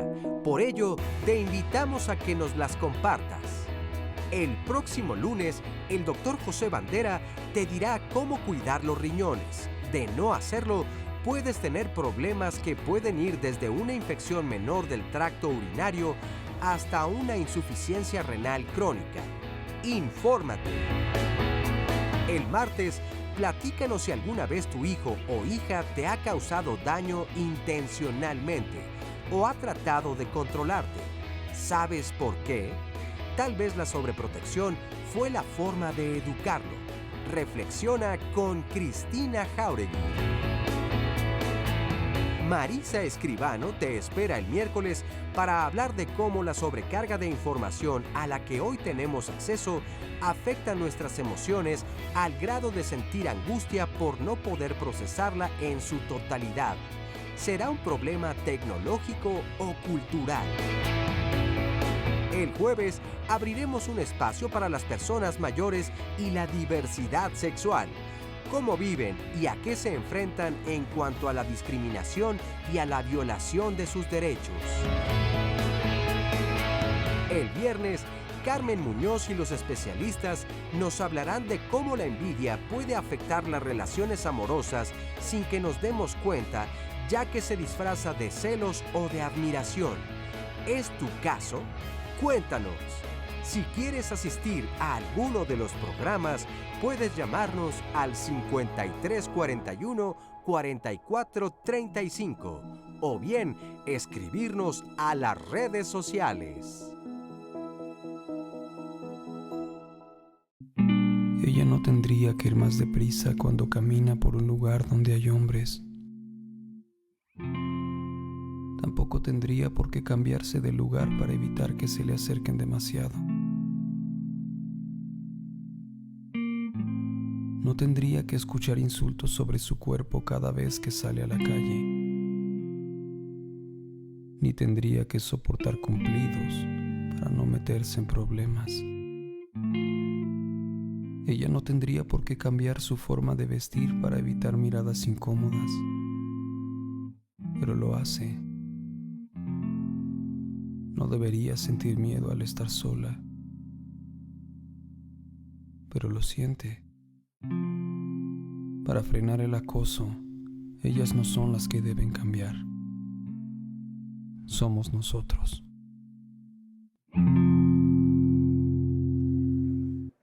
Muy cierto. Y muchísimas gracias por todo lo que estamos leyendo, por toda su participación. Estamos atendiendo sus llamadas, sus historias, sus comentarios. Gracias por su confianza a quienes nos han contado historias como, por ejemplo, una que nos mandan y dice que un vecino, es una mujer, un vecino mío cuando pasa frente a mí me pega con su hombro, toma fotos de lo que hago, quiere que encierre a mis perros. Y dice, a mí la verdad me dan ganas de darle un golpe, pero dicen que me metería en problemas. Ya no aguanto. ¿Qué se hace en estos casos, ¿no? Cuando es insistente el abuso de esta manera, incluso físico, con estos golpes. Ahorita nos ayudan porque como ella habrá varias mujeres que constantemente están siendo violentadas verbal, físicamente, y qué se podría hacer y para no llegar a un extremo, porque lo que dice José Acuña en Facebook Live también es importante de acotar. Dice que en vez de dar licencias para matar, deberíamos enseñar a las mujeres a valorarse, a no permitir desde el noviazgo conductas posesivas y violentas, a alejarse de los maltratadores. Como él. Y dice, bueno, comienza, para que una mujer sea amenazada con un cuchillo por su pareja es porque desde mucho antes ya lo permitió, permitió insultos, amenazas, vejaciones. Él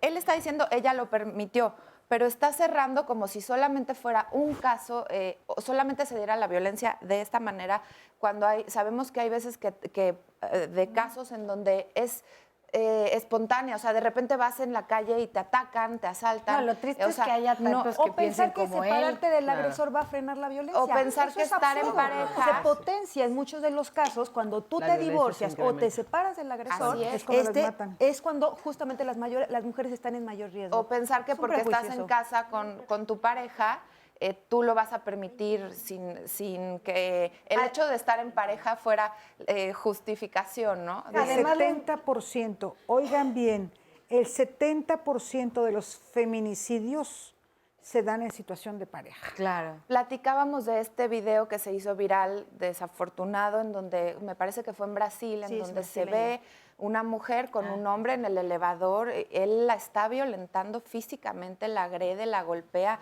Después hay cámaras en el estacionamiento de este mismo edificio. O sea, es una pareja que viven juntos. Los vecinos escucharon los gritos de auxilio y nadie la ayudó, nadie hizo nada. Entonces, ¿a dónde ¿qué le podríamos decir? Si sabemos eso, de vecinos. Podríamos decir a José en este sentido. Las personas que son vecinas en una situación tienen que hablar al 911. Sí, eso es fundamental. Pero también pueden tocar, pueden apersonarse, porque efectivamente los agresores, cuando hay alguien que se acerca, inmediatamente se transforman en ese hombre bueno, en ese hombre perfecto, ayudador, etc. Entonces, sí es importante decir algo, hacer algo, independientemente de llamar al 911. También, y sobre todo porque los abusadores son gente cobarde. Y cuando tú enfrentas a un cobarde, se termina su fuerza, porque los agresores van a ir transgrediendo límites. Primero a lo mejor va a ser un empujoncito, después un chiste humillante, hasta llegar a la muerte.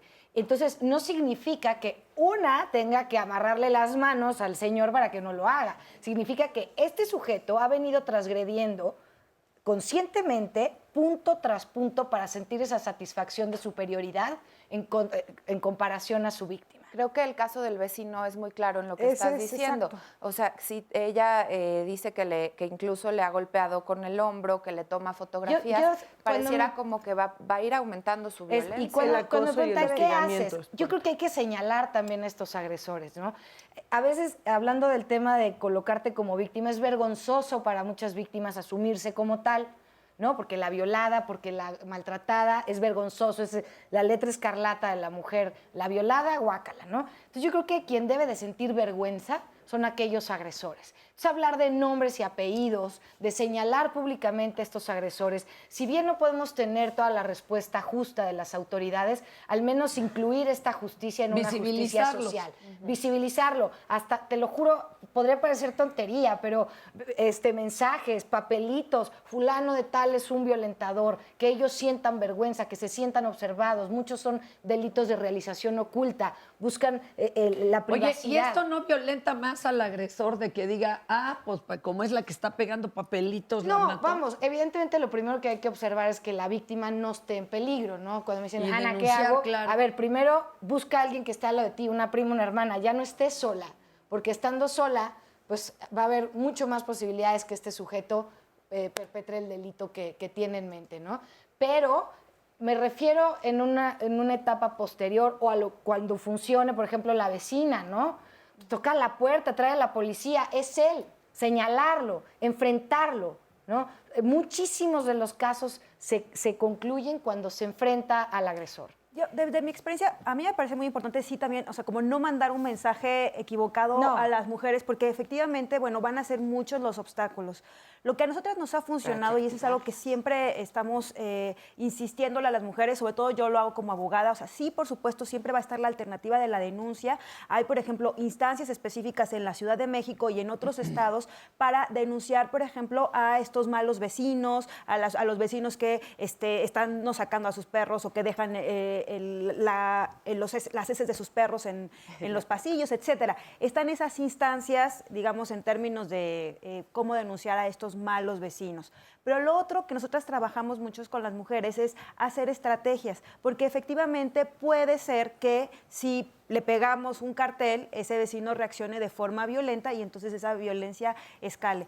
Para nosotros es muy importante que esas estrategias siempre vayan acompañadas de otras mujeres. Exacto, siempre en acompañamiento. Sí, eso me parece importante, ¿no? O sea, como no colocar, o sea, la primera regla que nosotras tenemos es no colocarnos en una mayor situación de riesgo. Es importante sí defendernos, pero siempre con estrategia.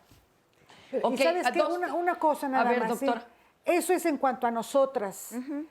Pero nosotras ya no podemos hacer más de lo que estamos haciendo. Les toca a los hombres. Les toca a los hombres reconocer que están mal.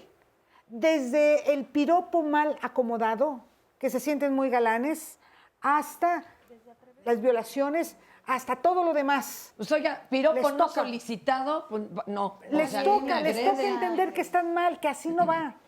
Es la única manera. Acá vamos nomás a aclarar entonces dos cosas también para que no se quede. Una, no siempre el agresor ataca bajo influencia de alguna sustancia. No, solo el 30% de los casos hay influjos de alcohol o de droga. Y otra, de que no siempre también siguen el escalón. No, a veces desde el aventón se saltan a primera. Se saltan a la pistola. Y eso de la provocación, por favor. Oiga, acá tú tenías dos tips, dos recomendaciones, corriendo porque se nos acaba el tiempo y todo. Corriendo. En la página pueden encontrar un manual para denunciar, un manual de la perfecta víctima, que esto es más que nada una sátira.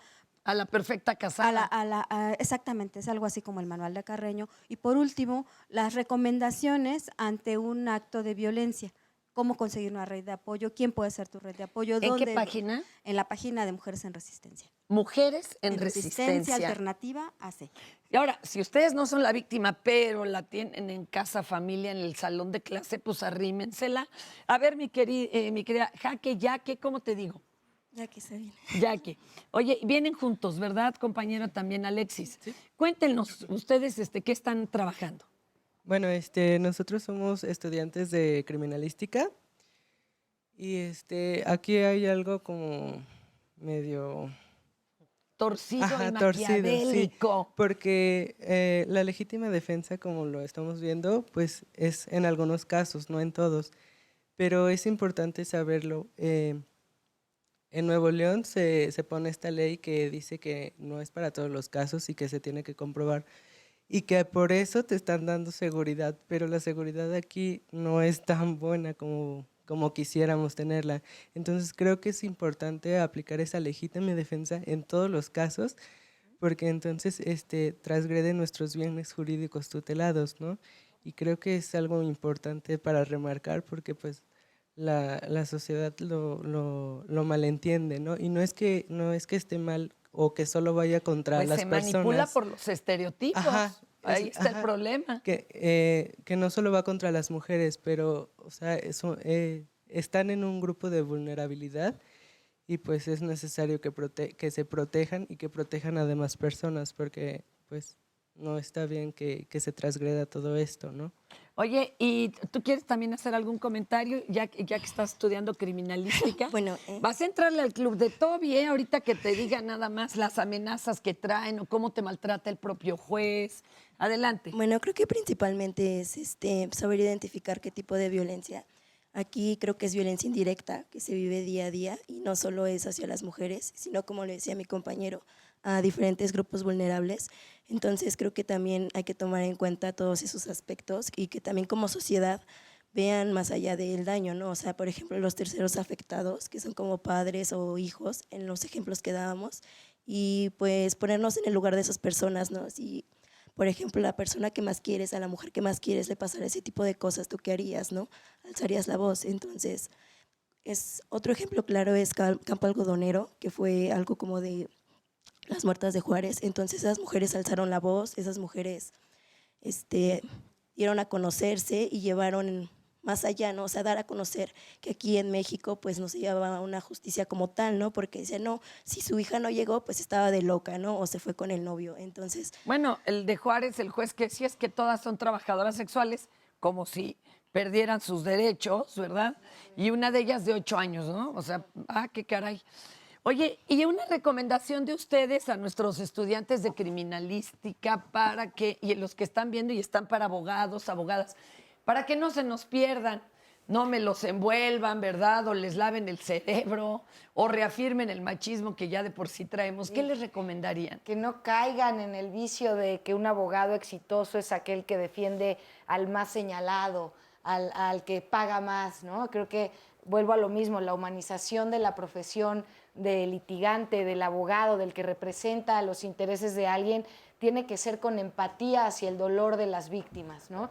Y creo que, y en esto pues hago un llamado a todos los despachos con capacidades importantes que se asuman en esta defensa pro bono, en las realidades de sectores vulnerables y entender, como decía el compañero, que la violencia de género no solamente es contra la mujer, sino aquellos géneros que están siendo vulnerados y vulnerables en la sociedad, mujeres transgéneros, transexuales, lesbianas, etcétera, ¿no? Oigan, y bueno, cualquier grupo en desventaja. Exactamente. Ahorita les leemos también otros casos, llamados, opiniones, pero nos dice, ay, qué bonito, espérenme, es que se me está moviendo aquí mucho la imagen. Delgado Coriqui. No, esa es la de un restaurante. En un restaurante un mesero me agredió aventándome una jarra de agua en la cara. ¡Wow! Eso está terrible. Pero, ¿qué tal? Este de acá, Everardo Medina. ¿Por qué se juntan estas señoras para satanizar al hombre? Ay, pobre. Esta es una aquelarre, no era un programa, es que es lo que no saben. A mí me invitaron a eso. Me sentí gloriosa. A ver, estamos realmente satanizando al hombre. Qué vergüenza. El caballero pues ya se sintió agredido. No, Pues claro que se siente agredido. Claro que se siente agredido. Te checa. Exactamente, porque te choca, te checa. Porque los estamos dibujando de cuerpo entero. Y hay que Y quitarles mientras poder. no reconozcan que efectivamente eso es muy dañino en sus propias relaciones, ¿sí? Van a seguir estando molestos cuando una mujer les diga, oye, estás mal. ¿Sí? A ver, pero hay que explicar, don Everardo, no es que usted sea malo de Malolandia y querramos lincharlo y demás. A ver, calma. Estamos todos y todas y todes nadando en esta pecera que nos dio el manual de comportarnos así. La deconstrucción social. A ver, en 50 segundos, porque nos vamos. ¿Qué diríamos de esto para reaprender a ser como debemos y queremos ser y no como dicen? Cuestionar los privilegios que tienen los hombres, entender qué son los privilegios y por qué existe una diferencia entre cuánto ganan las mujeres, cuánto ganan los hombres y lo que se espera de las mujeres y lo que se espera de los hombres en una familia. Y yo también diría, tenemos que terminar con esa complicidad social. Es decir, aquí hemos partido del hecho de que la sociedad interviene cuando ve a una mujer víctima de violencia y eso es absolutamente falso. Las personas en general decimos que eso se trata de un asunto de la vida privada y no, tiene que ser un asunto de todas y de todos. Parece ser que todas conocemos a personas que son víctimas, a mujeres que son víctimas de violencia y nadie conoce a los agresores. Tenemos que empezar a señalarlos. A pensarle, ¿no? Gracias.